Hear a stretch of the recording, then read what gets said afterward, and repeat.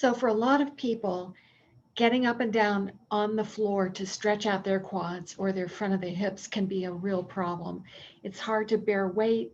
It's hard to hold a strap. So I'm going to show you a couple of ways that you can do it completely hands-free using a chair. And then if you can handle a stretch out strap, there's wonderful things you can do with the stretch out strap. You just slip your hands in there and you don't really have to grip or yank. And then there's another way you can do it on the floor without straining your hands holding anything. So let's get started. So put your knee on the flat of the chair and then bring your back leg forward like this. You can inch your knee a little bit forward. The most important part is keeping your torso straight up and down so you're not pitching forward like that.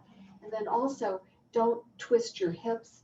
You want to keep your hips straight forward. If they were headlights, you'd want them aiming straight ahead. Then you can kind of inch your foot forward and take a lunge.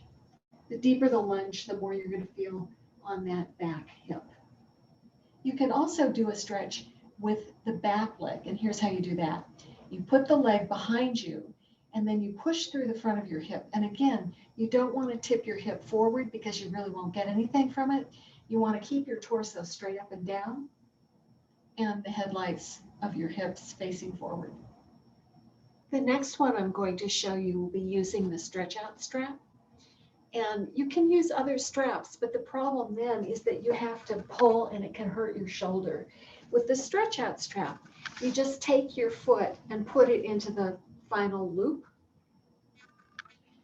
and then bring the strap over your shoulder so that you can find the most convenient loop and then pull down a little bit, keeping your elbow by your waist. It looks like this.